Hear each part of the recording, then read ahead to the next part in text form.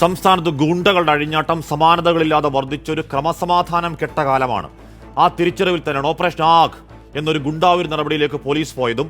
പക്ഷേ ഇന്നലെ ഉണ്ടായ സംഭവം കേരള പോലീസിന്റെ ചരിത്രത്തിൽ, ഇന്നേ വരെയുള്ള ചരിത്രത്തിൽ ഏറ്റവും നാണം കെട്ട സംഭവമാണ്.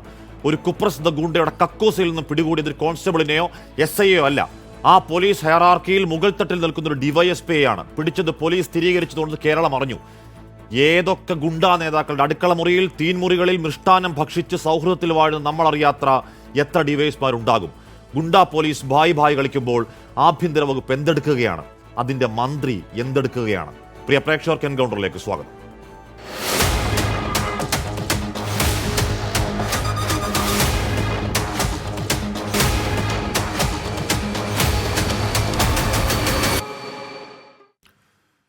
ശ്രീ ജോർജ് ജോസഫ്, ബി ഗോപാലകൃഷ്ണൻ, ശ്രീ MK ഹരിദാസ്, ശ്രീ റെജി ലൂക്കോസ് എന്നിവർ ചർച്ചയിൽ. ശ്രീ ഹരിദാസ് സാറിലേക്ക്. ശ്രീ ഹരിദാസ്, നോക്കൂ, അവിടെ കരമനയിൽ ഒരു ചെറുപ്പക്കാരനെ പട്ടാപ്പകൽ കല്ലുകൊണ്ട് ഇടിച്ചു കൊല്ലുക എന്ന് പറഞ്ഞാൽ പട്ടാപ്പകൽ എന്താണ് ആ ദൃശ്യം നമുക്ക് കണ്ടു നിൽക്കാൻ കഴിയാത്ത രീതിയിൽ നട്ടല് മരവിക്കുന്ന ദൃശ്യമാണ്. ആ സംഭവത്തിന്റെ തുടർച്ചയിലാണ് ഓപ്പറേഷൻ ആഗ് വരുന്നു. ആ ഓപ്പറേഷൻ സെർച്ച്, കസ്റ്റഡി ഒക്കെ നടക്കുന്നു. നന്നായി അറിയാവുന്ന ഒരു DYSP ഒരു കുപ്രസിദ്ധ ഗുണ്ടയുടെ വീട്ടിൽ പോയി നാണമില്ലാതെ വിരുന്നുണ്ണണമെങ്കിൽ ഒരു തരിമ്പിന് പേടി എന്ന് പറഞ്ഞാൽ ഈ പറയുന്ന സംഭവമൊക്കെ നടക്കുകയാണ്, ഈ പറയുന്ന സെർച്ചൊക്കെ നടക്കുകയാണെന്ന് അറിയാവുന്ന ആളാണ്. ഒരു തരിമ്പിന് ആരെയും ഭയക്കേണ്ടതില്ല എന്ന അഹങ്കാരമല്ലേ ആ ബാബുവിന് മാത്രമല്ല, ഗൂണ്ടാ നേതാക്കൾ ചങ്കുകളായ പല ബാബുമാർക്കും? ശ്രീ ഹരിദാസ്.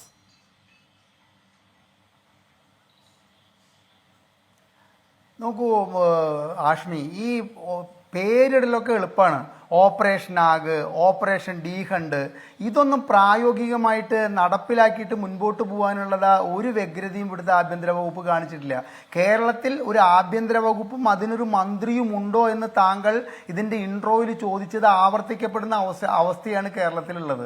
അത്രയധികം മോശമായിട്ടുള്ള കാലഘട്ടമാണ്. എന്ന് വെച്ചിട്ട് പോലീസും ഗുണ്ടകളും തമ്മിലുള്ള ബന്ധം ഇന്നും ഇന്നലെയും തുടങ്ങിയിട്ടുള്ളതൊന്നുമല്ല. ഗുണ്ടകളെ സൃഷ്ടിച്ചെടുക്കുന്നത് ഇവിടുത്തെ കെട്ടിട നിർമ്മാണ മേഖലയിലെ വമ്പന്മാരും അബ്കാരികളും റിയൽ എസ്റ്റേറ്റ് മാഫിയകളും ചേർന്ന് ഗുണ്ടകളെ പാകപ്പെടുത്തിയെടുത്തിട്ട് പിന്നീട് അവരെ പരിശീലനം കൊടുത്ത് മുൻപോട്ട് കൊണ്ടുപോകുന്നത് കേരള പോലീസ് ആണോ എന്ന് തോന്നുമാറാണ് ഇവിടുത്തെ കാര്യങ്ങൾ മുൻപോട്ട് പോയിക്കൊണ്ടിരിക്കുന്നത്.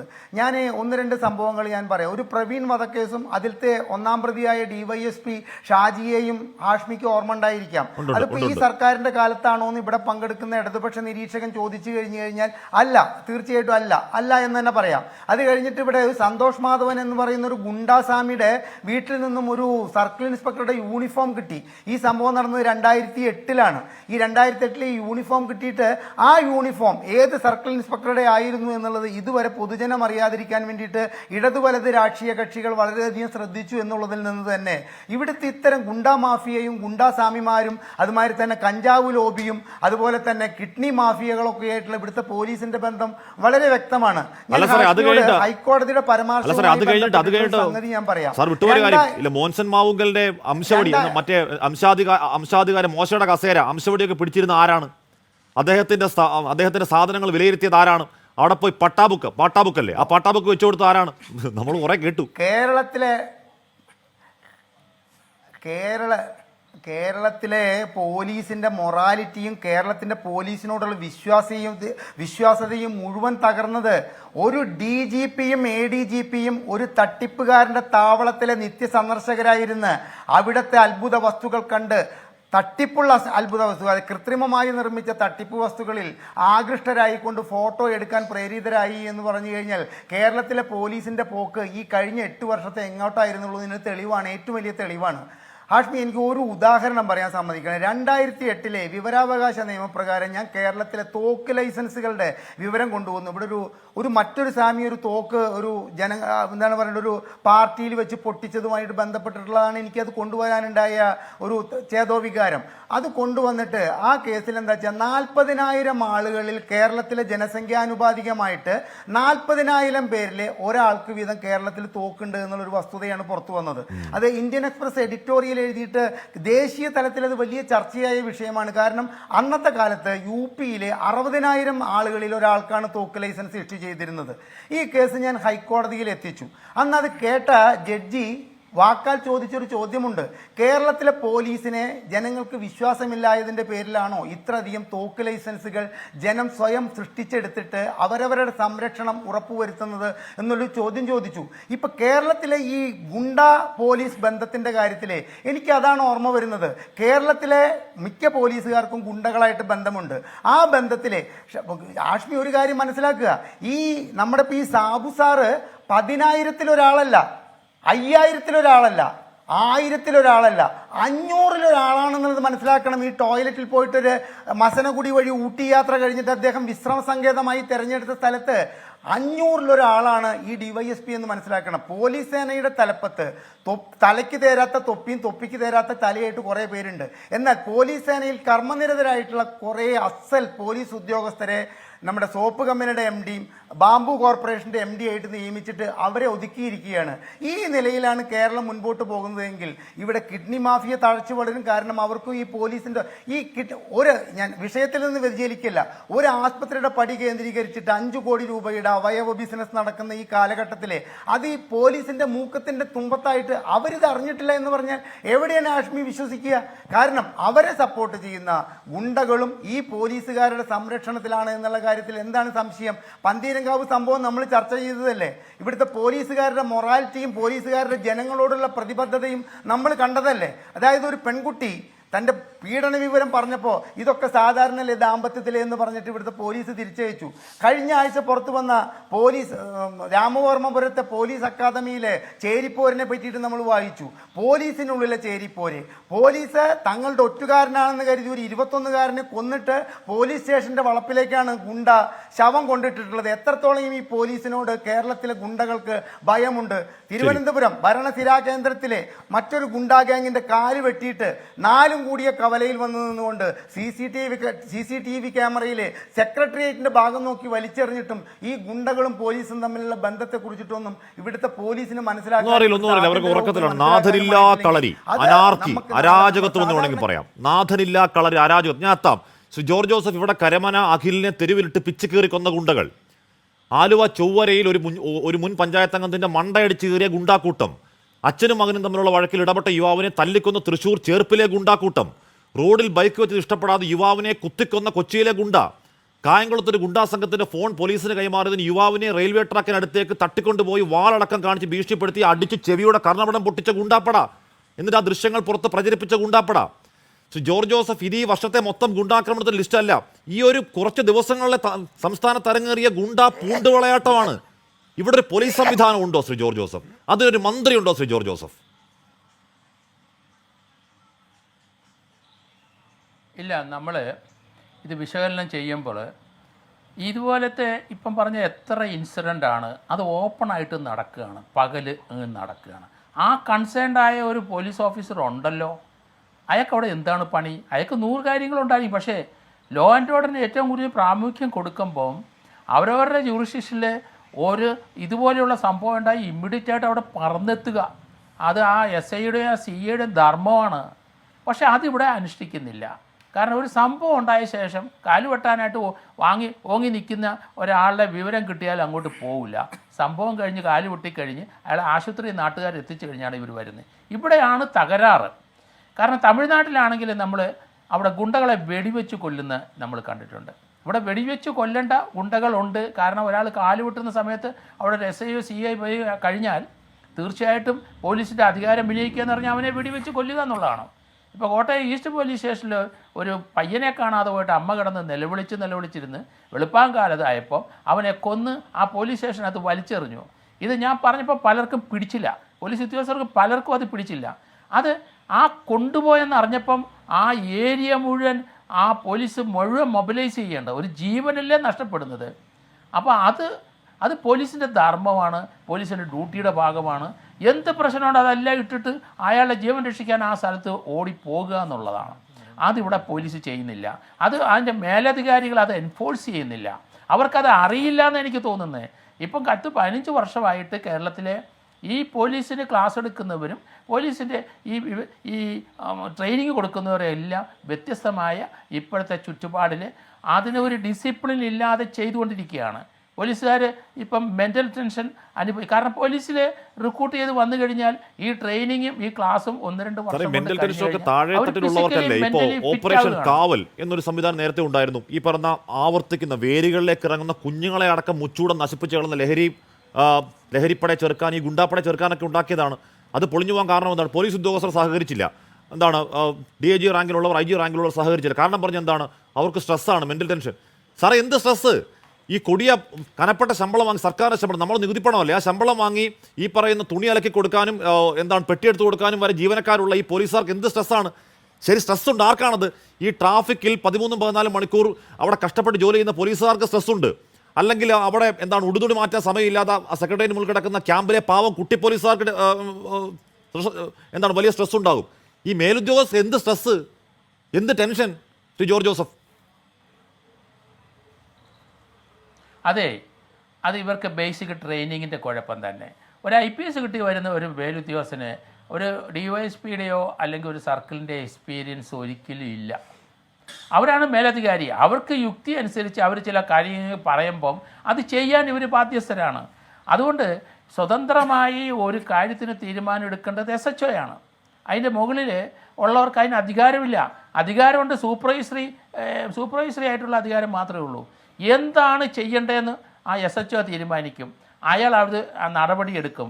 അതിനുള്ള അവസരം ഇവിടെ ലഭിക്കുന്നില്ല. അപ്പോൾ ലോക്കലായിട്ടുള്ള പ്രാദേശിക നേതാക്കന്മാർ ഇൻ്റർഫിയറൻസ്, അതുപോലെ തന്നെ മേലുദ്യോഗസ്ഥന്മാർ ചിലർ താല്പര്യം നോക്കിയുള്ള ഇൻ്റർഫിയറൻസ്, അവരുടെ പൊസിഷൻ കീപ്പപ്പ് ചെയ്യാൻ വേണ്ടി അവർ ചില ഇതുമായിട്ട് പൊരുത്തപ്പെടാത്ത ചില ഇൻസ്ട്രക്ഷൻ കൊടുക്കും. ഇങ്ങനെ താറുമാറായിക്കൊണ്ടിരിക്കുകയാണ് നമ്മുടെ പോലീസ് സ്റ്റേഷൻ്റെ അതിർത്തിയിൽ, അല്ലെങ്കിൽ ഓരോ പോലീസ് സ്റ്റേഷൻ അതിർത്തിയിലുള്ള ലോ ആൻഡ് ഓർഡർ പ്രശ്നം. അതുകൊണ്ട് വ്യത്യസ്തമായിട്ട് ചിന്തിക്കണം. കാരണം ഇവിടെ ഈ ഓരോ പോലീസ് സ്റ്റേഷൻ ഞാൻ പറയുന്നത് അവരവരുടെ ലിമിറ്റിൽ എത്ര ഗുണ്ടകളുണ്ടെന്ന് ഇവർക്ക് കാണാപ്പാടമായിരിക്കണം. അവിടുത്തെ പോലീസുകാർക്ക് കാണാപ്പാടമായിരിക്കണം. അവനെ രാത്രിയും പകലും മോണിറ്റർ ചെയ്യണം. രാത്രി നൈറ്റ് പെട്രോൾ പോകുന്നവർ അവൻ്റെ കള്ളന്മാരുടെയും ഗുണ്ടകളുടെയും വീട് പരിശോധിക്കണം. അവൻ വീട്ടിലുണ്ടോ ഇതൊക്കെ ഞങ്ങൾ ചെയ്തുകൊണ്ടിരുന്ന കാര്യങ്ങളാണ്. ഇപ്പോൾ ഇത് ആരാ ചെയ്യുന്നത്? അവൻ വീട്ടിൽ കണ്ടില്ല, അടുത്ത ദിവസം അവനെ വിളിച്ചിട്ട് എവിടെ ആയിരുന്നു ഇവന്? അത് അന്വേഷിക്കണ്ടേ? നമുക്ക് അങ്ങനെ കൺട്രോൾ ചെയ്യാൻ പറ്റുള്ളൂ.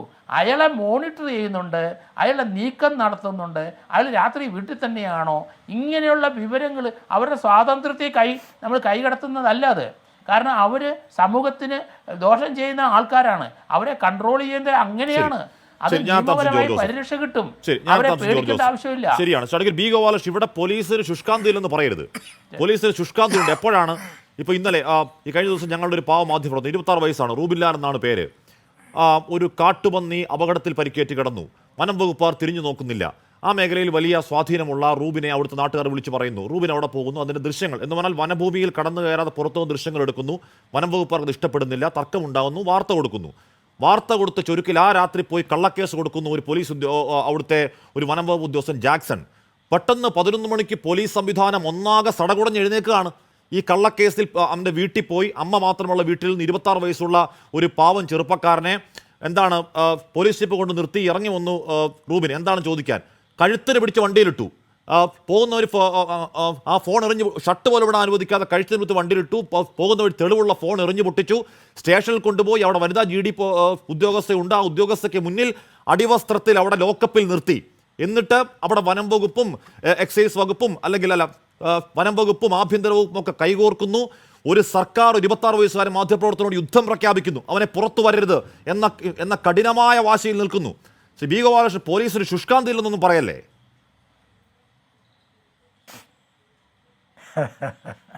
പോലീസിന് വളരെയേറെ ശുഷ്കാന്തിയുണ്ട്.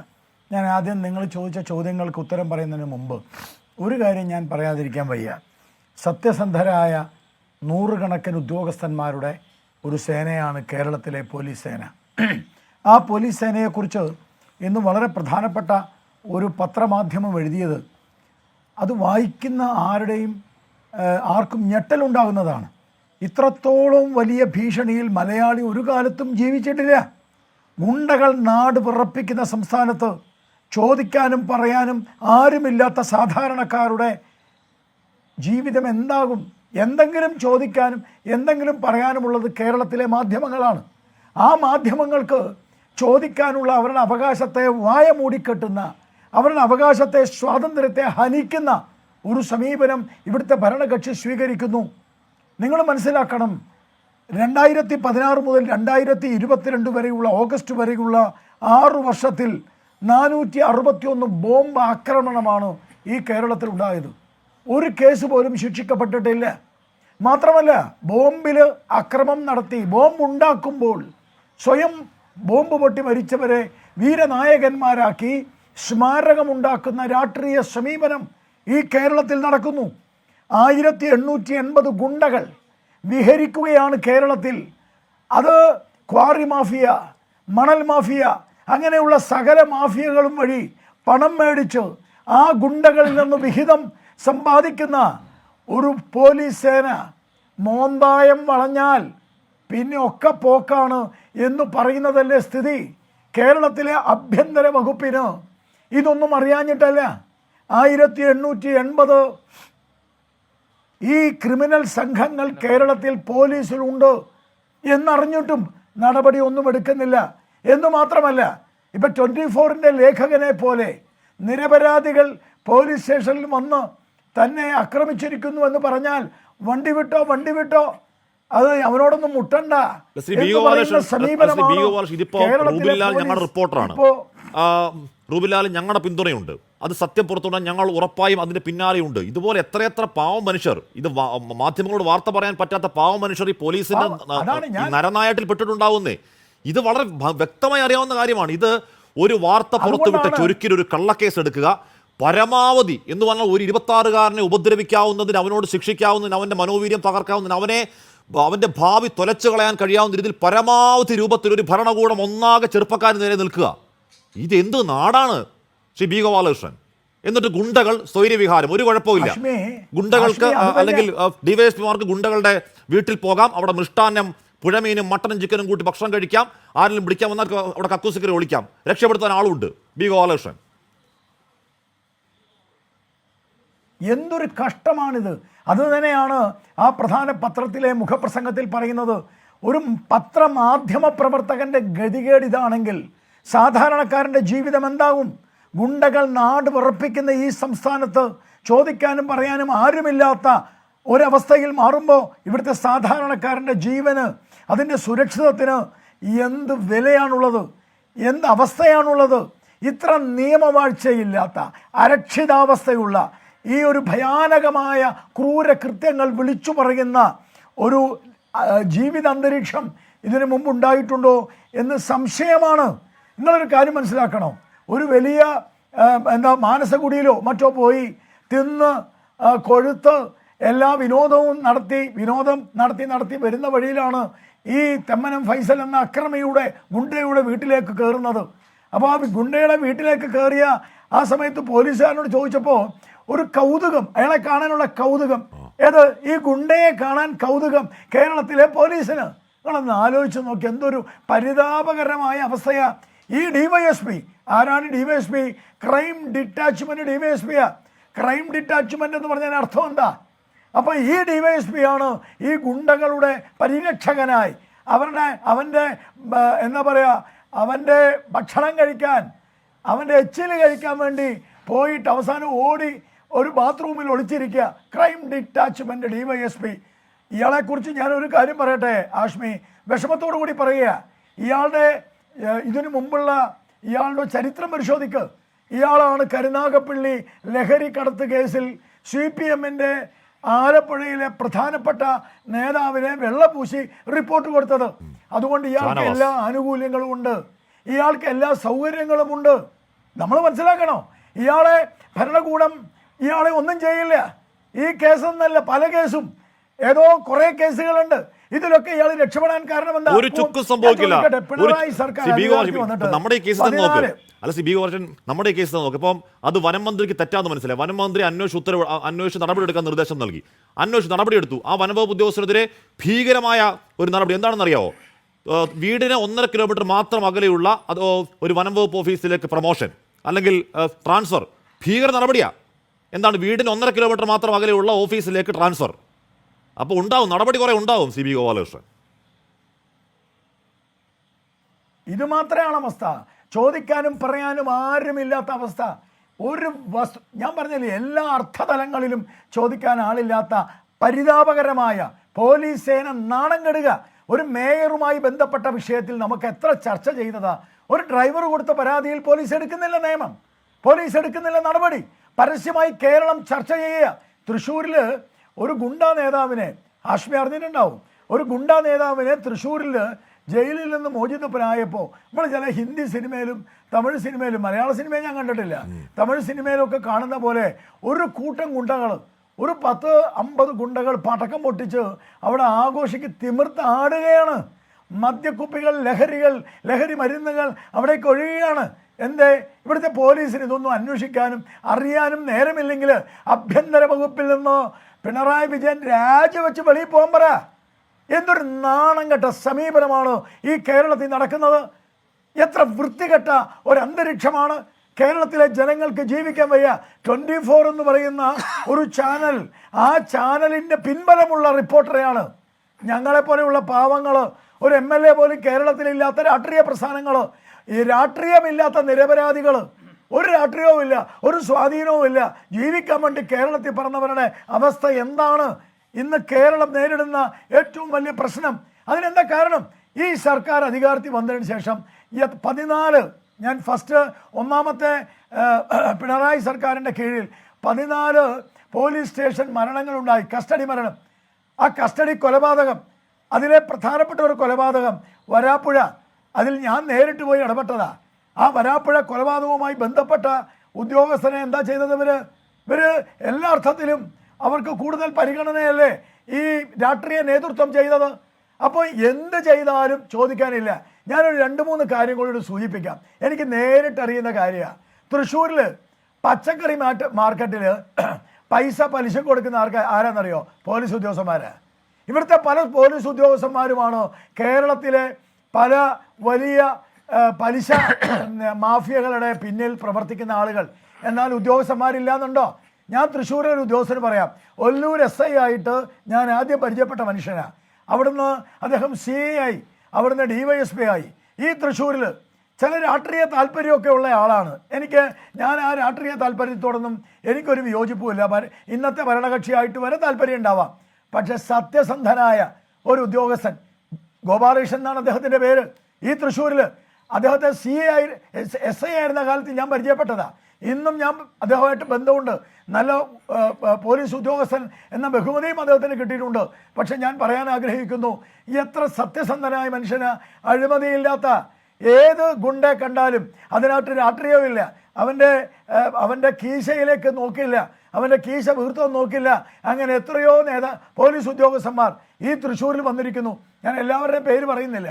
അങ്ങനെ എത്ര ഉദ്യോഗസ്ഥന്മാർ, അന്തസ്സുള്ളവർ, അഭിമാനമുള്ളവർ, ഈ ഗുണ്ടകളുടെ നാണയത്തുട്ടുകളുടെ കിലുക്കത്തിൻ്റെ പിന്നിൽ കാതു കൂർപ്പിക്കാത്തവർ, കണ്ണുകൊണ്ട് അത് അടിച്ചു മാറ്റാൻ ശ്രമിക്കാത്തവർ, കൈകൊണ്ട് അത് നക്കി തിന്നാത്തവർ എത്രയാ ഈ നാട്ടിലുള്ള പോലീസ് ഉദ്യോഗസ്ഥന്മാർ.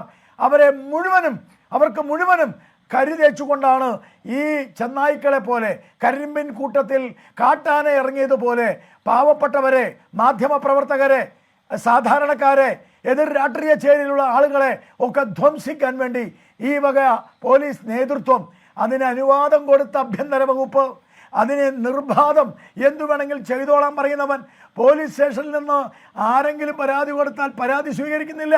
മിനിങ്ങാന്നത്തെ പരാതി, ഒരു മനുഷ്യൻ പരാതി കൊണ്ട് ചെന്നപ്പോൾ പറയാ അയാളോട് മുട്ടണ്ട, അവനോട് മുട്ടണ്ട, പരാതിയൊന്നും വേണ്ട, വിട്ടോ. ഈ ഒരു അവസ്ഥ നിങ്ങളെന്നാലും അവൻ വലിയ പുള്ളിയാ, അവനോട് മുട്ടണ്ട. എന്തൊരവസ്ഥയാണിത്. മതം നോക്കി, ജാതി നോക്കി, നിറം നോക്കി, രാഷ്ട്രീയം നോക്കി മനുഷ്യരെ കൊല്ലുന്നവന്മാർക്ക് നിങ്ങളൊന്ന് ആലോചിച്ചു. ഒരു മലയാള സിനിമയിൽ പോലും കാണാത്ത രീതിയിലല്ലേ ഒരു ഗുണ്ട ഒരു ചെറുപ്പക്കാരനെ അടിച്ചു കൊന്ന് തോളിലിട്ടിട്ട് അങ്ങോട്ട് കയറി ചെല്ലുക പോലീസ് സ്റ്റേഷനിലേക്ക്. ഇതെന്ത് നാടാണ് ചങ്ങാതി? അശ്മിയോടെ നാടാണ് ചങ്ങാതി. ജീവിക്കാൻ ജീവിക്കാൻ വയ്യെങ്കിൽ ഒരു വഴി ചോദിക്കാൻ പോകുന്ന സ്ത്രീകളോട് വളരെ മോശമായി പെരുമാറുകയും അവരുടെ ഫോട്ടോ എടുക്കുകയും വീഡിയോ ചിത്രീകരിക്കുകയും ചെയ്തു എന്നുള്ള സംഭവം തിരുവനന്തപുരത്ത് നിന്ന് കേട്ടു. ഈ ഓരോ ദിവസവും കേൾക്കുന്ന വാർത്തകൾ കേട്ടാൽ ഇവിടെ ഒരു ക്രമസമാധാനമുണ്ടോ? ഇവിടെ ഒരു അതിനൊരു വകുപ്പുണ്ടോ? ഇവിടെ പോലീസിന് DGP ഉണ്ടോ? അതിനൊരു മന്ത്രി ഉണ്ടോ എന്ന രാഷ്ട്രീയ ഭേദമന്യേ സംശയമൊന്നും തർക്കക്കാര്യത്തില്ല. ഞാൻ എത്താം ശ്രീ ഗോപാലകൃഷ്ണൻ. ശ്രീ റജി ലൂക്കോസിലേക്ക് എത്തും. ഇന്ന് പാസിംഗ് ഔട്ട് പരേഡിൽ മുഖ്യമന്ത്രി പോലീസുകാർക്ക് കൊടുക്കുന്ന ഒരു മെസ്സേജ് ഒന്ന് കാണാം. പോലീസ് സേനയുടെ ഭാഗമാകുന്നതിൻ്റെ തുടക്കം എന്ന നിലയിൽ ഒരു പ്രതിജ്ഞ ഇവിടെ ഒരുക്കി നിങ്ങളുടെ സർവീസ് ജീവിതത്തിലുടനീളം ആ പ്രതിജ്ഞയ്ക്കനുസൃതമായി ജീവിക്കാൻ ശ്രമിക്കുക. റെജി ലൂക്കോസ് അധികം ഒന്നും പറഞ്ഞില്ല ഇന്ന് മുഖ്യമന്ത്രി പറയുന്നത് ഇപ്പോൾ എടുക്കുന്ന ഓത്ത് ആ സത്യപ്രതിജ്ഞ അത് നിങ്ങളുടെ സർവീസ് കാലയളവ് കഴിയുമ്പോഴേ പാലിക്കാൻ ശ്രമിക്കുക എന്ന് പറയണം. എന്ന് പറഞ്ഞാൽ അതിൻ്റെ പരോക്ഷമായി നിങ്ങളെങ്കിലും പ്രിയപ്പെട്ട കുട്ടികളെ ഏതെങ്കിലും ഗുണ്ടകളുടെ കക്കൂസിപ്പോയി ഒളിക്കല്ലേ എന്ന് മുഖ്യമന്ത്രി പറയാതെ പറയുകയാണ്. 8 വർഷം എന്ന് പറഞ്ഞാൽ 8 വർഷം ആഭ്യന്തര വകുപ്പിൻ്റെ മന്ത്രി പിണറായി തന്നെയാണ്. അതിനിടയിൽ ആരൊക്കെയാണ്? ടി പി സെൻകുമാർ വന്നുപോയി, അല്ല ടി പി സെൻകുമാർ പോയി, ലോക്നാഥ് ബെഹ്റ, അനിൽ കാന്ത്, ഏറ്റവും കൂടുതൽ ഷെയ്ഖ് ദർവേഷ് സാഹിബ്, 4 DGPമാർ വന്നുപോയി. ഒരു തരിമ്പിന് പരിവർത്തനം ഉണ്ടാക്കാൻ കഴിയാത്ത ഒരു മുഖ്യമന്ത്രിയുടെ ദയനീയമായ അഭ്യർത്ഥനയല്ലേ പ്രിയപ്പെട്ട കുട്ടികളെ, നിങ്ങൾ ഈ സേവനം നിങ്ങളുടെ ഈ കാലയളവ് കഴിയും വരെയെങ്കിലും ആ സത്യപ്രതിജ്ഞ പാലിക്കാൻ ശ്രമിക്കണേ എന്ന അഭ്യർത്ഥന ശ്രീ റെജി ലൂക്കോസ്?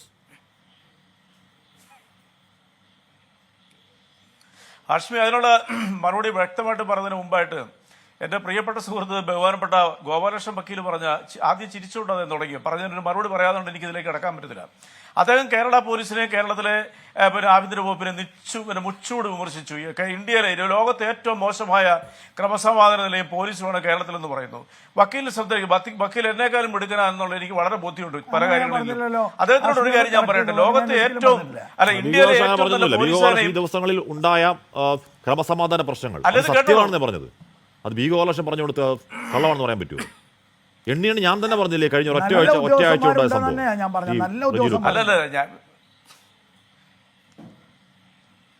ഇത് കേൾക്കൂ ദയവായിട്ട്. അവർ 3 പേർക്കും പ്രസംഗിക്കാൻ സമയം കൊടുത്തിട്ട് ഏകാംഗ വ്യക്തിയായിട്ടിരിക്കുന്നത് എനിക്ക് സംസാരിക്കാനുണ്ട്. ഞാൻ പറയുമ്പോൾ അങ്ങനെയാണെങ്കിൽ പിന്നെ ഞാൻ മിണ്ടാതിരിക്കാം. നിങ്ങൾ എന്ത് മര്യാദകളായി പറയുന്നത്? എനിക്ക് സംസാരിക്കാൻ അവസരം എന്താ?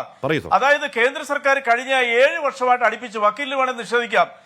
ഇന്ത്യയിലെ ഏറ്റവും നല്ല ആഭ്യന്തര വകുപ്പും ഏറ്റവും ക്രമസമാധാനമുള്ള സംസ്ഥാനമായിട്ട് തെരഞ്ഞെടുത്തിരിക്കുന്നത് കേന്ദ്ര ആഭ്യന്തര വകുപ്പ് കേരളത്തിന്റെ ആഭ്യന്തര വകുപ്പിനെയും കേരളത്തിന്റെ പോലീസിനെയാണ്. ലോകത്തിലെ ഏറ്റവും മോശമായ പോലീസ് സംവിധാനം പിന്നെ പത്രസ്വാതന്ത്ര്യമുള്ളത് 153ാം സ്ഥാനം ഇന്ത്യക്ക്.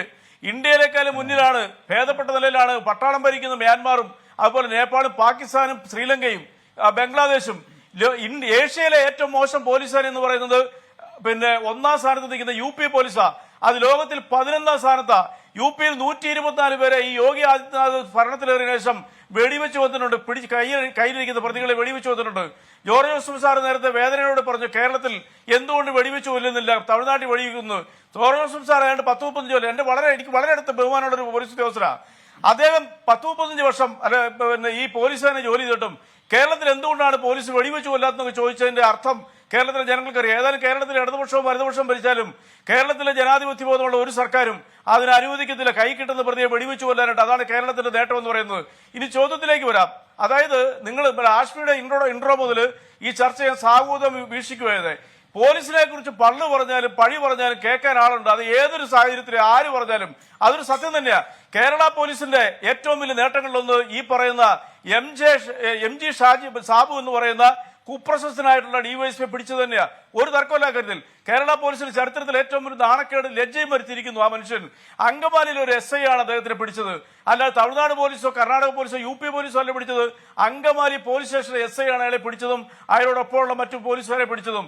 അതുപോലെ തന്നെ അയാളെ സസ്പെൻഡ് ചെയ്തത് 3 ദിവസം മാത്രം ബാക്കി നിൽക്കുക അയാളെ സസ്പെൻഡ് ചെയ്തതും കേന്ദ്ര സർക്കാരല്ല, അത് കേരളത്തിന്റെ ആഭ്യന്തരമന്ത്രിയും മുഖ്യമന്ത്രിയുടെ നിർദ്ദേശപ്രകാരം DGP-യാ.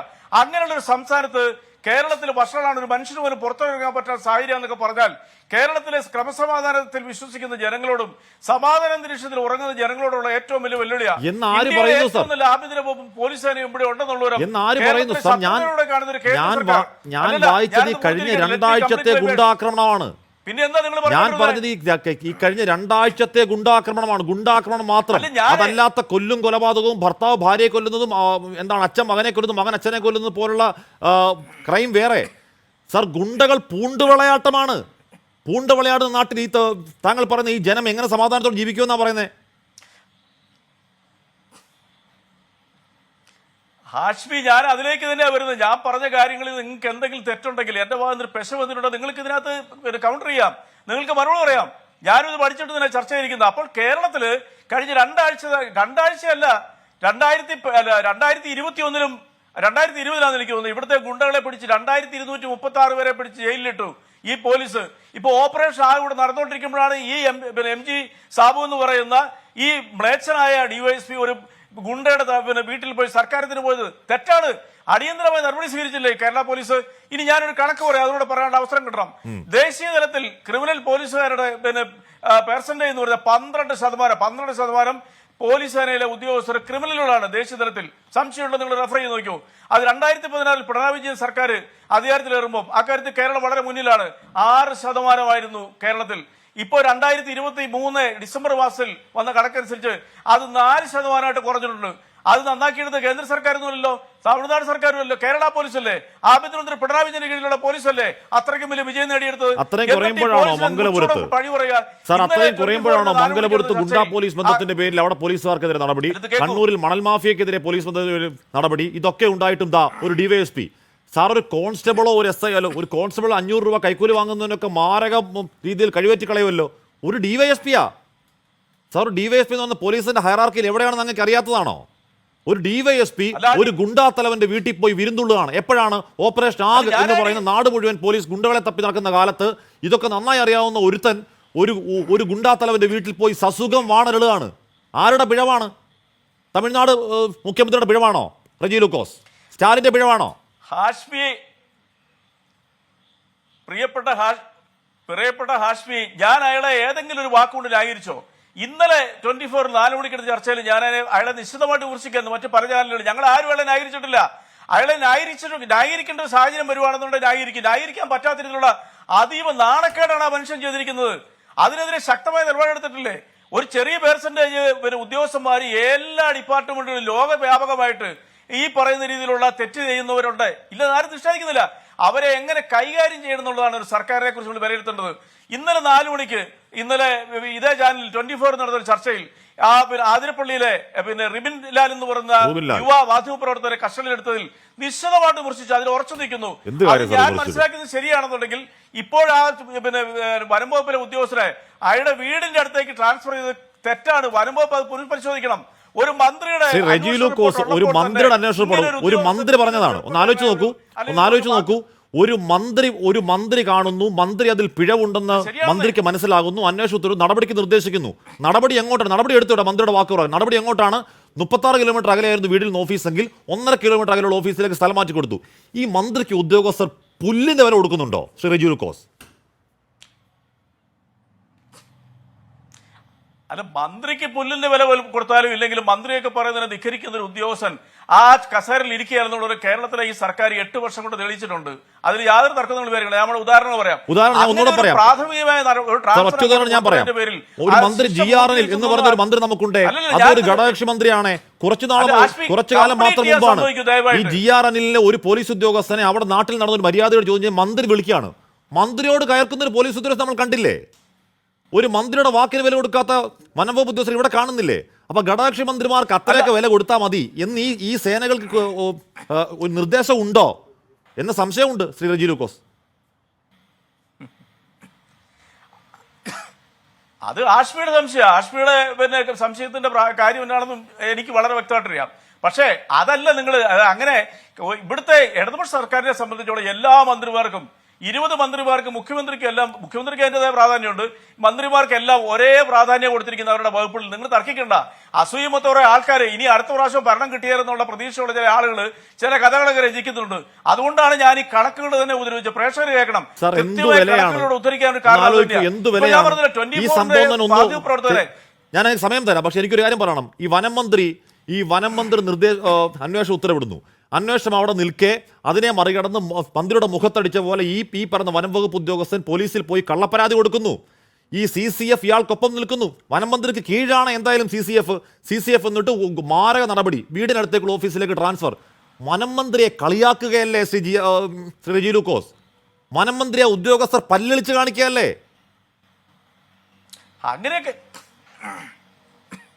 അങ്ങനെയൊന്നും വ്യാഖ്യാനിക്കേണ്ട.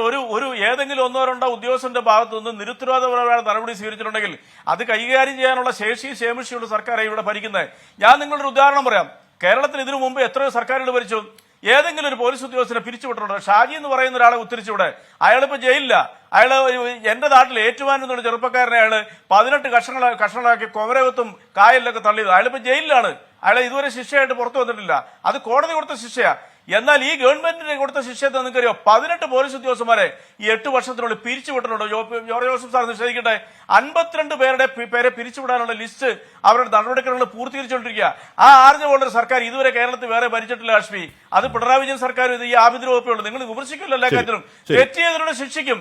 ഞാൻ പറഞ്ഞല്ലോ, തെറ്റ് ചെയ്യാത്ത ഒരു സമൂഹം ഈ ലോകത്തിലൊരു സ്ഥലത്തുമില്ല.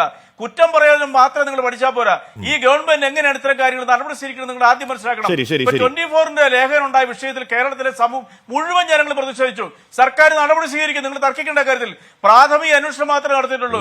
അതുകൊണ്ട് വനംവകുപ്പ് മന്ത്രിയൊക്കെ ധിക്കരിച്ചെന്ന് പറഞ്ഞു ആരാണ്ട ആ ഉദ്യോഗസ്ഥർ ആരാണെങ്കിലും നടത്തിയിരിക്കും. ഒരു നടപടി ഉണ്ടാവില്ല. റെജി ലൂക്കോസ്, ഇവിടെ വനം വകുപ്പ് ഉദ്യോഗസ്ഥനെ വീടിനടുത്തേക്ക് ട്രാൻസ്ഫർ. കള്ളപ്പരാതിയിൽ പാതിരാത്രി പോയി ഒരു പാവം പിടിച്ചവന്റെ കൊങ്ങാക്കുഴി കുത്തിപ്പിടിച്ച് ഫോൺ എറിഞ്ഞു പൊട്ടിച്ച് മർദ്ദിച്ച ഉദ്യോഗസ്ഥരെ ഡിവൈഎസ്പി അന്വേഷിച്ചപ്പോഴത്തേക്ക് ഫോൺ എറിഞ്ഞു പൊട്ടിച്ച കാര്യമില്ല, മർദ്ദനത്തിന്റെ കാര്യമില്ല, അടിവസ്ത്രത്തിൽ നിർത്തി എന്ന് പറഞ്ഞാൽ അതിന് കാരണം എന്താണ്? അവിടെ CCTV ഉണ്ട്. അത് കാരണം അടിവസ്ത്രത്തിൽ നിർത്തിയെന്ന കാര്യം മാത്രം. മർദ്ദന വിവരവും ഇല്ല, ഫോൺ എറിഞ്ഞു പൊട്ടിച്ച വിവരം ഒന്നുമില്ല.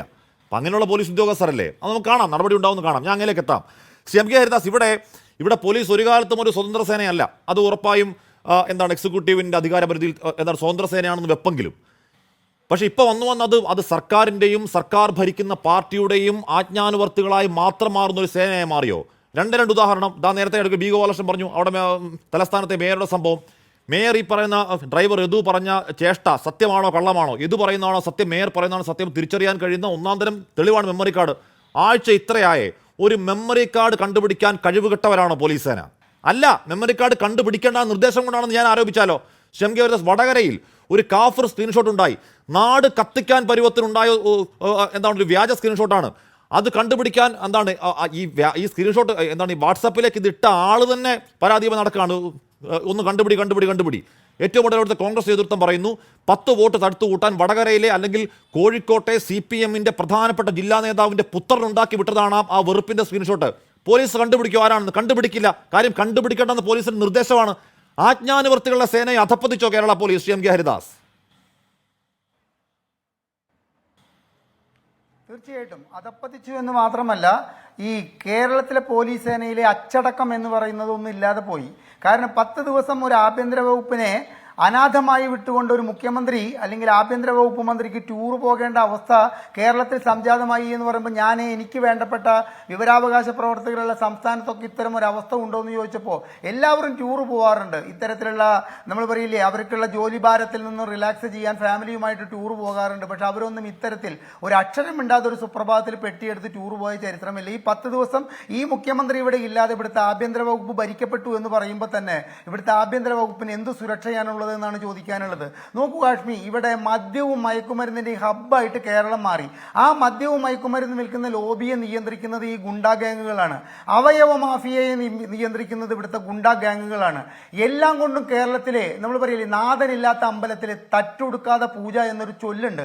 അതുപോലെയാണ് കേരളത്തിലെ കാര്യം എന്ന അവസ്ഥയിലേക്ക് കേരളത്തിലെ ആഭ്യന്തര വകുപ്പും കേരളത്തിലെ ആഭ്യന്തര വകുപ്പിന്റെ കീഴിലുള്ള പോലീസും എത്തിയെങ്കിൽ അതിന്റെ പരിപൂർണ്ണ ഉത്തരവാദിത്തം ആഭ്യന്തര വകുപ്പിനെ കൈയാളുന്ന മുഖ്യമന്ത്രിക്കാണെന്നുള്ള കാര്യത്തിൽ സംശയമില്ല. സ്വൈര ജീവിതം സാധ്യമാകാത്ത വിധത്തിലാണ് ഇവിടുത്തെ 1-2 ഗ്രഹനാഥന്മാർ പറഞ്ഞത്. എന്താണെന്നറിയോ? ഇവിടുത്തെ കാറും കൊണ്ട് പുറത്തേക്ക് പോകുമ്പോൾ പിന്നിൽ നിന്നും ഒരു ഹോർണടി കേട്ടാൽ സൈഡ് കൊടുത്തില്ലെങ്കിൽ വയറിൽ ആതലാണ്. കാരണം അത് ഗുണ്ടയുടെ കാറാണെങ്കിൽ ഓവർടേക്ക് ചെയ്ത് നിർത്തിയിട്ട് എന്തും ചെയ്യാൻ മടിക്കില്ല. കാരണം ആയുധങ്ങൾ എടുത്തിട്ടാണ് പുറത്തേക്ക് ഇറങ്ങുന്നത്. ആയുധങ്ങളേന്തിയ യുവത്വം കേരളത്തെ അടക്കി ഭരിക്കുന്ന ഒരു കാലഘട്ടം വന്നിട്ടും ഇവിടുത്തെ ആഭ്യന്തര വകുപ്പ് എന്താണ് ചെയ്യുന്നത്? എനിക്ക് ശ്രീ റെജി ലൂക്കോസ് ഒരു നമ്പർ 1 കാര്യത്തിന്റെ പറഞ്ഞു, കേരളത്തിലെ ഏറ്റവും നല്ല പോലീസ് സേനയുടെ കാര്യം കേരളത്തിൽ ഈ കഴിഞ്ഞ 8 വർഷമാണെന്ന്. പ്രിയപ്പെട്ട റെജി ലൂക്കോസ്, അങ്ങക്ക് ഒരു കാര്യം അറിയോ? ഈ മോദി എന്ന് പറയുന്ന ഗവൺമെന്റിനെ, മോദി സർക്കാരിനെ അന്തർദേശീയ തലത്തിൽ ഒരുപാട് ബഹുമതികൾ കിട്ടിയിട്ടുണ്ട്. പക്ഷെ ഇന്ത്യയിലെ ജനങ്ങൾ അതിലത്തെ ഒരു കാര്യമെങ്കിലും വകവെച്ചു കൊടുക്കാനാണ് തയ്യാറാണോ? വേണ്ട, താങ്കൾ തയ്യാറാണോ? അപ്പൊ അന്തർദേശീയ തലത്തിലെ ഒരുപാട് നമ്മളല്ലേ ബഹുമതികൾ കിട്ടിയ മോദി സർക്കാരിനും ഈ നമ്പർ 1 കേരളം എന്ന് പറയുന്ന സ്ഥലത്തെ മുഖ്യമന്ത്രി പിണറായി വിജയൻ ആഭ്യന്തര വകുപ്പായിരിക്കുന്ന പോലീസ് സേനയ്ക്കും ഉള്ള ചീത്തപ്പേര് ഒരുപോലെയാണ്. അതിനെ ജനങ്ങൾ വിമർശിക്കുമെങ്കിൽ താങ്കൾ അതിലെ വലിയൊരു തെറ്റായിട്ട് അതിനെ കാണരുത്. താങ്കളോട് ഞാൻ മറ്റൊരു ചോദ്യം ചോദിക്കുകയാണ്. ഒരു കൊടും ഫ്രോഡിന്റെ മോൺസൺ മാവുങ്കലിന്റെ താവളത്തിൽ ചെന്നിട്ട് നിത്യസന്ദർശകനായി മാറിയ ഒരു DGPക്ക് ഇവിടുത്തെ മെട്രോ റെയിലിന്റെ MD സ്ഥാനം കൊടുത്തിട്ട് എന്ത് സന്ദേശമാണ് താങ്കളുടെ ഈ മുഖ്യമന്ത്രി, താങ്കളുടെ ഈ പ്രിയപ്പെട്ട മുഖ്യമന്ത്രി കേരളത്തിലെ ജനങ്ങൾക്ക് നൽകുന്നത്? എന്ത് കമ്മിറ്റ്മെന്റ് ആണ് ഈ മുഖ്യമന്ത്രിക്ക് ഈ ബെഹ്റയോട് ഉണ്ടായിരുന്നത്? ഇവിടെ ബെഹ്റ മാത്രമേ ഈ ഇതിന്റെ MD ആയിട്ട് ഇരുന്നാൽ ശരിയാവുകയുള്ളൂ. എത്രയോ അർഹതയുള്ളവർ പുറത്തു നിൽക്കുമ്പോൾ ഇത്തരത്തിൽ ദുഷ്പേര് സമ്പാദിച്ച ഒരു ബെഹ്റയെ ഈ മെട്രോ റെയിലിന്റെ MD ആക്കിയ ഇവിടുത്തെ ആഭ്യന്തര വകുപ്പിനെയാണോ താങ്കൾ ഈ പാടിപ്പുകഴ്ത്തുന്നത്? നോക്കൂ ശ്രീ റെജി ലൂക്കോസ്, ഇവിടുത്തെ ആഭ്യന്തര വകുപ്പിന്റെ കേട് തലയ്ക്കാണ്. നിങ്ങൾ ചികിത്സിച്ചുകൊണ്ടിരിക്കുന്നത് കുഴിനകത്തിനാണ്. ഇപ്പോൾ ഈ തായ്വേര് ചീഞ്ഞ മരത്തിന്റെ ചില്ല വെട്ടിയിട്ട് കാര്യമില്ല എന്ന് പറഞ്ഞു. അത്തരത്തിലൊരു ചില്ലയിലാണ് നിങ്ങൾ ഈ സാബുവിന്റെ കാര്യം പറഞ്ഞിട്ട് നോക്കൂ, അത് ഭയങ്കരമായിട്ട് നടപടിയെടുത്തു. പോലീസ് സേനയിൽ പരസ്പര വിശ്വാസക്കുറവിന്റെ ഒറ്റിന്റെ പേരിലാണ് ഈ സാബു അറസ്റ്റിലായിരിക്കുന്നത്, സാബു സസ്പെൻഷനിലായിരിക്കുന്നത്.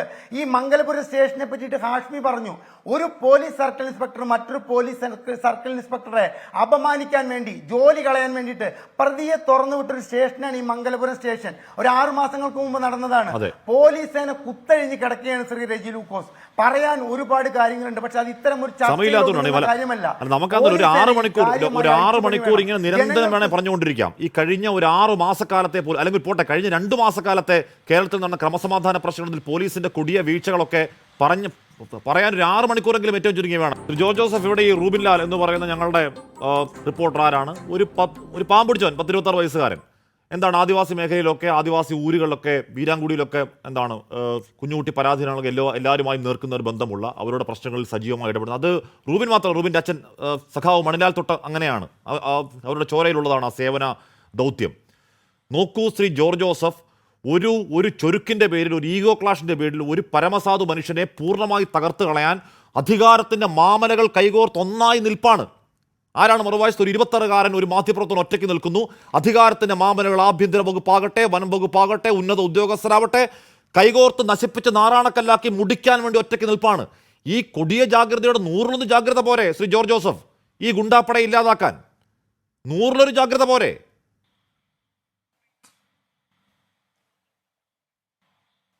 അനുസരിച്ച് ഫോർത്ത് എസ്റ്റേറ്റിന് പ്രവർത്തിക്കാൻ ഇന്ത്യയിൽ അവകാശമുണ്ട്, അധികാരമുണ്ട്. ഈ സത്യങ്ങളെല്ലാം വെളിയിലോട്ട് കൊണ്ടുവരുന്നത് മാധ്യമ പ്രവർത്തകരാണ്. ഒരു ഫോറസ്റ്റിൽ അകത്തൂടെ നടക്കാനായിട്ട് 10-20 പേരെ ഗ്രൂപ്പ് അനുവദിച്ച് പൈസ വാങ്ങുന്നവരല്ലേ ഫോറസ്റ്റുകാർ? ഒരു ഫോറസ്റ്റിൽ ഒരു കാട്ടുപന്നിക്ക് പരിക്കേറ്റ് കിടക്കുന്ന വിവരം അറിഞ്ഞാൽ അവിടെ അതിനുവേണ്ടി മാത്രം പോയി തൻ്റെ ജോലി ചെയ്യുന്ന ഒരാളെ അവിടുത്തെ ഒരു ഫോറസ്റ്റ് ഡിപ്പാർട്ട്മെൻറ്റ് ഒരുത്തൻ അയാൾക്കെതിരായിട്ടൊരു കേസ് കൊടുത്ത് അവിടുത്തെ CI ആയിട്ട് ചേർന്ന് ഇങ്ങനെ അറസ്റ്റ് ചെയ്ത് ഡീറ്റെയിൻ ചെയ്ത് ഉപദ്രവിച്ചൊരു സംഭവമാണ്. എന്ത് റൈറ്റാണ് അവർക്കുള്ളതെന്ന് എനിക്ക് മനസ്സിലാകുന്നില്ല. അങ്ങേരെ ധർമ്മം ചെയ്യുകയാണ്, അദ്ദേഹത്തിൻ്റെ ഡ്യൂട്ടി ചെയ്യുകയാണ്. അത് ഇന്ത്യൻ ഭരണഘടന കൊടുത്തതാണ്. അത് മനസ്സിലാക്കിയില്ല അവരാരും. അത് നമ്മൾ നോക്കിക്കോണം. ഒരാൾ ഒറ്റയ്ക്ക് എന്ത് നശിപ്പിക്കാനാണ് കാട്ടിപ്പോയത്? ആ ജീവിയുടെ കാര്യത്തിൽ അദ്ദേഹം ഒരു ഫോട്ടോഗ്രാഫി ചെയ്യാനും ആ പരിക്കേറ്റ് കിടക്കുന്നതിനും അതിന് വെളിയിൽ കൊണ്ട് നമ്മൾ അറിഞ്ഞത് എങ്ങനെയാണ്?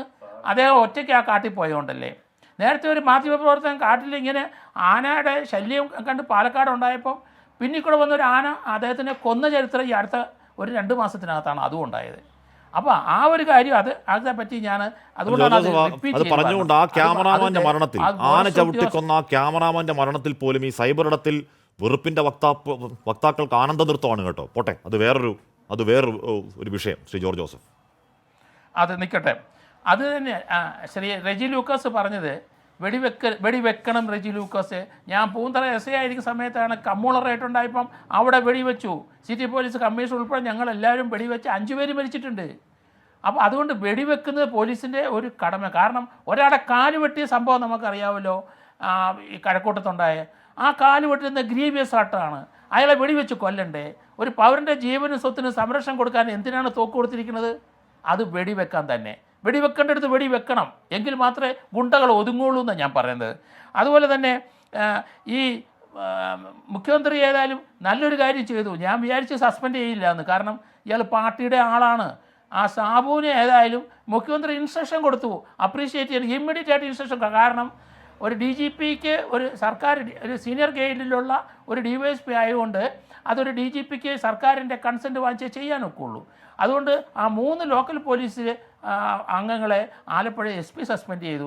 ഞാൻ വിചാരിച്ച ആൾ രക്ഷപ്പെടുന്നു. കൃത്യമായി മുഖ്യമന്ത്രി ഇൻസ്ട്രക്ഷൻ കൊടുത്തു. അപ്രീഷിയേറ്റ് ചെയ്യേണ്ട കാര്യമാണ്. കാരണം ഇതുപോലെയുള്ള കുറേ ആൾക്കാർക്കെതിരായി ഈ മുഖ്യമന്ത്രി നടപടിയെടുത്തത് ഞാൻ അപ്രീഷിയേറ്റ് ചെയ്തിട്ടുണ്ട്. കാരണം 59 പേരെ പിരിച്ചുവിടാനായിട്ട് കേരളത്തിലെ ഏത് ഗവൺമെൻറ്റാണ് ഇതിനു മുമ്പ് ആ കാര്യത്തിലൊക്കെ നമ്മൾ അംഗീകരിച്ചു കൊടുത്തേ പറ്റുള്ളൂ. ഒരു നടപടി എടുത്തിട്ടില്ല. അതിൽ 22 പേരെ പിരിച്ചുവിട്ടു. തിരുവനന്തപുരത്തെ ഓം പ്രകാശിൻ്റെ വീട്ടിൽ നിതിൻ എന്ന 2 ഗുണ്ടകൾ ഇരിക്കുന്നിടത്ത് അവരുടെ പ്രശ്നം തീർക്കാനായിട്ട് 2 DYSമാർ ആ വീട്ടിൽ പോയിരിക്കുന്നു. അവരെ സർക്കാർ റിമൂവ് ചെയ്ത് കളഞ്ഞെന്ന് നമ്മൾ മനസ്സിലാക്കിക്കോണം. അങ്ങനെയുള്ള നടപടി നടക്കും. കാരണം ഇയാൾ പെൻഷൻ വാങ്ങില്ല ഇനി. കാരണം അത് ഫാഗ് എൻഡിൽ അദ്ദേഹത്തിന് ഇതുപോലെ ഒരു മ്ലേച്ഛമായ പ്രവൃത്തി ചെയ്തുകൊണ്ട് അത് സർക്കാരിനോ പൊതുജനങ്ങൾക്കോ അംഗീകരിക്കാൻ കഴിയില്ല. അതുകൊണ്ട് പോലീസിൽ ജനങ്ങൾക്കുള്ള വിശ്വാസം നഷ്ടപ്പെടുന്ന സംഭവങ്ങളായി പോയി. ജോർജ്, ഞാൻ അങ്ങനെയൊക്കെ എത്താം. ബി ഗോപാലകൃഷ്ണൻ, ഇവിടെ നമ്മൾ ഓപ്പറേഷൻ ആഗ് എന്ന് പറഞ്ഞാൽ എന്താണ്, ഗുണ്ടാവേട്ടയാണല്ലോ. മംഗലപുരത്ത് കണ്ടതാണ്. മംഗലപുരത്ത് ഒരു പോലീസ് ഉദ്യോഗസ്ഥനെതിരെ ഗുണ്ടകൾക്ക് വിവരം ചോർത്തി കൊടുക്കുന്ന മറ്റു പോലീസ് ഉദ്യോഗസ്ഥരെ നമ്മൾ കണ്ടു. നമ്മൾ മണൽക്കടത്തുകാർക്ക് വിവരം ചോർത്തി കൊടുക്കുന്ന പോലീസ് ഉദ്യോഗസ്ഥരെ, അതിന് നടപടി നേടുന്ന പോലീസ് ഉദ്യോഗസ്ഥരെ കാണുന്നു. ഇവിടെ ഒരു പ്രധാനപ്പെട്ട ഗുണ്ടയുടെ വീട്ടിൽ പോയി ഭക്ഷണം കഴിക്കുന്ന ഒരു DYSP കാണുന്നു. ശ്രീ ബി ഗോപാൽ, ഇത്തരത്തിൽ വിവരം ചോർത്തി കൊടുക്കുന്ന മറ്റൊരു സമാന്തര ലോകം അടിത്തട്ടിൽ അല്ലെങ്കിൽ അധോ ലോകത്ത് ഇവരിങ്ങനെ കൈകോർത്ത് നിൽക്കുമ്പോൾ ഈ ഗുണ്ടകളെ എങ്ങനെ അടിച്ചമർത്താനാണ് ബി ഗോപാലകൃഷ്ണൻ?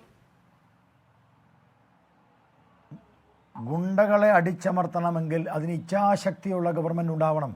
ഗുണ്ടകൾക്കെതിരെ രാഷ്ട്രീയം എന്ത് വേണമെങ്കിലും ആവട്ടെ, രാഷ്ട്രീയ പാർട്ടി അധികാരത്തിൽ കയറിയാൽ പിന്നെ അധികാരം കൈയാളുന്നത് ജനങ്ങൾക്ക് വേണ്ടിയാണ്, രാഷ്ട്രീയ പാർട്ടിക്ക് വേണ്ടിയല്ല.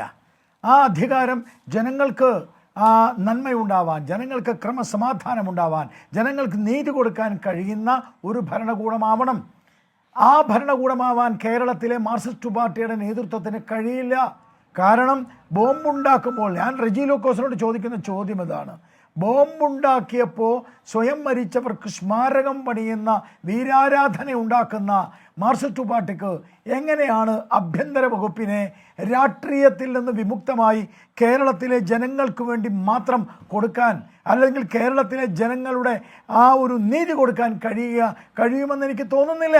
ഞാനൊരു കാര്യം ചോദിക്കട്ടെ മിസ്റ്റർ റെജി ലൂക്കോസ്, നിങ്ങൾ പറഞ്ഞല്ലോ കേന്ദ്ര ഗവൺമെൻറ്റിൻ്റെ കൃത്യമായിട്ടുള്ള രഹസ്യ ഇൻഫർമേഷൻ, നേരത്തെ റെജി പറഞ്ഞതിൽ നിന്ന് വ്യത്യസ്തമായ ഒരു കണക്ക് ഞാൻ പറയാം. അത് ഇവിടെ ഹാഷ്മി ചൂണ്ടിക്കാണിച്ചല്ലോ. ഈ കേരളത്തിലെ പോലീസ് സേനയിൽ നിന്ന് രഹസ്യം ചോർത്തിക്കൊടുക്കുന്ന, മാഫിയകൾക്ക് ചോർത്തിക്കൊടുക്കുന്ന, മതതീവ്രവാദികൾക്ക് ചോർത്തിക്കൊടുക്കുന്ന, ഈ പണത്തിനു വേണ്ടി, സമ്പത്തിനു വേണ്ടി, അധികാരത്തിനു വേണ്ടി, സുഖലോലുപതയ്ക്ക് വേണ്ടി ഈ രഹസ്യങ്ങൾ പോലും ചോർത്തിക്കൊടുക്കുന്ന പോലീസുകാർ 746 പേർ ഉണ്ട് എന്ന് കൃത്യമായ നിർദ്ദേശം കൊടുത്തില്ലേ? എന്തും മണ്ണാങ്കട്ട നടപടിയാണ് സ്വീകരിച്ചത്. നേരത്തെ DYSP പറഞ്ഞു, ഇവിടെ ഇരിക്കുന്ന DYSP പറഞ്ഞു ചില ആളുകളെ പിരിച്ചുവിട്ടു. അദ്ദേഹം പറഞ്ഞു ഈ സാബുവിനെ സസ്പെൻഡ് ചെയ്തു. അദ്ദേഹത്തോട് ഞാൻ ചോദിക്കുകയാണ്, സാബുവിനെ സസ്പെൻഡ് അല്ല ചെയ്യേണ്ടത്. സാബുവിനെ ചെയ്യേണ്ടത് കേരളത്തിലെ മൊത്തത്തിലുള്ള കേരളത്തിലെ ആഭ്യന്തര വകുപ്പിനെയും പോലീസ് സേനയെയും സത്യസന്ധരായ പോലീസ് ഉദ്യോഗസ്ഥന്മാരെയും ഇത്ര വഷളാക്കി, അല്ലെങ്കിൽ ഇത്രയും എന്താ പറയുക, കറുപ്പ് നിറത്തിലേക്കോ അല്ലെങ്കിൽ ഈ രീതിയിൽ നാണം കെടുത്തിയ ഒരു സംഭവം ഇതിനു മുമ്പുണ്ടായിട്ടില്ല. ആ നാണം കെടുത്തിയ സംഭവത്തിലെ പോലീസ് ഉദ്യോഗസ്ഥൻ, അവനെ പിരിച്ചുവിട്ടൂടെ? 3 ദിവസമേ ഉള്ളൂ ഇനിയും റിട്ടയർ ചെയ്ത് പോവാൻ. സസ്പെൻഡ് ചെയ്തു, വരാപ്പുഴയിൽ സസ്പെൻഡ് ചെയ്തു. എന്താ ഉണ്ടായത്? തിരിച്ചെടുത്തില്ലേ? ഏത് കേസാ ഡിപ്പാർട്ട്മെൻറ്റ് ഉണ്ടാക്കുന്ന ഏത് കേസിലാണ് ശിക്ഷ നടപ്പാക്കുന്നത്? അപ്പോൾ വാസ്തവത്തിൽ ഞാൻ ചോദിക്കട്ടെ, ഗുണ്ടകൾ വിഹരിക്കുന്നതിൻ്റെ ഏറ്റവും വലിയ തെളിവല്ലേ പെരുമ്പാവൂരിലെ ഗുണ്ട പിടിച്ചെടുക്കാൻ പറ്റാത്തതുകൊണ്ട്, അയാളെ പിടിച്ചുകൊണ്ടുവരാൻ പറ്റാത്തതുകൊണ്ട്? ഞാൻ പേരുകളൊന്നും പറയാൻ ആഗ്രഹിക്കുന്നില്ല. ഈ ക്രിമിനലിസം, പോലീസിൽ ക്രിമിനലിസം കൊണ്ടുവന്നത് CPM ആണ്. അതിൻ്റെ ഭാഗമായിട്ടാണ് ചുവന്ന ഉടുപ്പുമായിട്ട് ഈ ലഹരി കടത്തിനും മാഫിയയ്ക്കും ഇതേപോലെ ഈ ഗുണ്ടകളുടെ ആതിഥേയം സ്വീകരിക്കുന്നവന്മാർ, ഈ കുളിമുറിയിൽ ഒളിക്കുന്നവന്മാർ ചുവന്ന വേഷമിട്ട് സല്യൂട്ട് അടിക്കുമ്പോൾ അവരെ ആ രീതിയിൽ പരിരക്ഷിക്കുന്ന ഒരു നേതൃത്വം, ഒരു ആഭ്യന്തര വകുപ്പിന് കേരളത്തെ രക്ഷിക്കാനാവില്ല. അതിനെതിരായി ശക്തമായ നിലപാട് സ്വീകരിക്കണം. ഇപ്പം മുഖ്യമന്ത്രിക്കെതിരെ കരിങ്കൊടി വീശിയപ്പോൾ നമ്മൾ കണ്ടു DYFക്കാർ വന്ന് തല്ലി, ഞാൻ മനസ്സിലാക്കാം. പക്ഷേ ഒരു ഉദ്യോഗസ്ഥൻ, ഒരു പോലീസ് ഉദ്യോഗസ്ഥൻ, ഇതേ ആഷ്മിയുടെ ചർച്ചയിൽ ഞാൻ ഇരുന്നതാണ്, കൊല്ലാൻ വേണ്ടി ഒടുക്കത്തെ അടി, അതെ. അയാളെ എന്തെങ്കിലും ചെയ്തോ? അയാൾക്കെതിരെ എന്ത് നടപടിയാണ് ഉണ്ടായത്? ഇല്ല, പിന്നാലെ നടന്നു. ഒന്ന് ചോദ്യം ചെയ്യാൻ വരുമോ സാർ, ഒന്ന് ചോദ്യം ചെയ്യാൻ വരുമോ സാർ, ഒന്ന് ചോദ്യം ചെയ്യാൻ വരുമോ സാർ എന്ന് പിന്നാലെ നടന്നു. എന്നിട്ട് ഈ അടുത്ത് എന്തോ പോയി മൊഴിയെടുത്തു എന്ന് കേട്ടു. കുറെ നാളിങ്ങനെ പിന്നാലെ നടന്നു കേട്ടോ. അക്രമി പോലീസ് പണ്ടടിച്ച് കയറി കൊല്ലാൻ നോക്കിയവർക്കെതിരെ. അതെ, പിന്നെ അതെ ഞാൻ പറഞ്ഞ പിന്നാലെ, അതെ, ഇതേപോലെ ഗുണ്ടകളെ സംരക്ഷിക്കുന്ന പോലീസുകാർക്കാണ് സംരക്ഷണം. നന്നായി ഈ ക്രിമിനലുകൾക്കെതിരെ ശക്തമായ നിലപാടെടുക്കുന്ന ഉദ്യോഗസ്ഥന്മാർക്ക് ഏതെങ്കിലും പരിശീലന കളരിയിൽ കൊണ്ട് അവരെ കയറ്റിയിരുത്തും, ആംഡ് റിസർവിലോ അല്ലെങ്കിൽ വേറെ എവിടെയെങ്കിലോ കൊണ്ടിരുത്തും. ഈ കള്ളന്മാർ പണമുണ്ടാക്കി അതിൻ്റെ വിഹിതം രാഷ്ട്രീയ നേതൃത്വത്തിന് കൊടുക്കുന്ന, ഭരിക്കുന്നവരുടെ നേതൃത്വത്തിന് കൊടുക്കുന്ന കള്ളന്മാർ, കാട്ടുകള്ളന്മാർ, അഴിമതിക്കാർ, ഈ ഗുണ്ടകളുടെ പരിരക്ഷകർ, അവരൊക്കെയാണ് നീതി സംവിധാനം, ക്രമസമാധാനം നടപ്പാക്കാൻ ഈ ഗവൺമെൻറ് നിശ്ചയിച്ചിരിക്കുന്നത്. അതിൻ്റെ കാരണം ക്രമസമാധാനം നടപ്പാക്കേണ്ട ആഭ്യന്തര മന്ത്രാലയം പരാജയപ്പെട്ടിരിക്കുന്നു. ഞാൻ പറഞ്ഞ നിർത്താം. ഒറ്റ കാര്യം പറയാം, ഒരു മിനിറ്റ്, ഒരു സെക്കൻഡ്, അത് പറയാതിരിക്കാൻ വയ്യ. ആഷ്മി ഇവിടെ UP കുറിച്ച് കമ്പയർ ചെയ്തു. പഴയ കേരളം ഉണ്ടല്ലോ, അന്തസ്സായ ക്രമസമാധാനം നിലനിർത്തിയ പോലീസ് ഉദ്യോഗസ്ഥന്മാരുടെ പഴയ കേരളത്തിലേക്ക് ഇന്നത്തെ UP വരിക. ഇന്നത്തെ UPയിൽ ഇപ്പം ഇവിടെ നടന്ന ഈ ചർച്ചയിൽ ഈ പോലീസുകാരൻ്റെ ഒക്കെ, ഈ ഗുണ്ടകളുടെ ഒക്കെ UPയിലെ അവസ്ഥ എന്താണെന്നറിയോ? അവൻ്റെ മണിമന്ദിരങ്ങൾ ഇടിച്ച് തകർക്കുക. ഇവിടെയോ മണിമന്ദിരത്തിൽ പോയി ഒളിച്ചിരുന്ന് അടിച്ചു മാറ്റുക. പഴയ കേരളമാവാൻ ഇന്നത്തെ UP ശ്രമിക്കുക. ചില സാങ്കേതിക പ്രശ്നമുണ്ടായി, അവിടെ കനത്ത മഴയാണെന്ന് തോന്നുന്നു. അപ്പോൾ എന്തായാലും അതാണ് എന്ന് പറഞ്ഞാൽ പോലീസ് സേന അതിന് ഇച്ഛാശക്തിയോടുകൂടി അതിനെ നയിക്കാൻ കഴിയട്ടെ. അല്ലെങ്കിൽ ഇനിയും ഈ ഗുണ്ടാ വിളയാട്ടം ആവർത്തിച്ചാൽ കേരളത്തിൻ്റെ ക്രമസമാധാന നില വല്ലാത്ത അരാജകത്വത്തിലേക്ക് പോകും. അത് ഉണ്ടാവാതിരിക്കട്ടെ. അത് എന്താണ്, ഒരു പരിധിവരെ ഉണ്ടായിക്കഴിഞ്ഞു എന്ന രാഷ്ട്രീയ വിമർശനങ്ങൾക്ക് കാമ്പും കഴമ്പും ഉണ്ട് എന്ന് പറഞ്ഞുകൊണ്ട് എൻകൗണ്ടർ പൂർണ്ണമാകുന്നു. ഈ ചർച്ചയിൽ പങ്കെടുത്ത എല്ലാവർക്കും നന്ദി.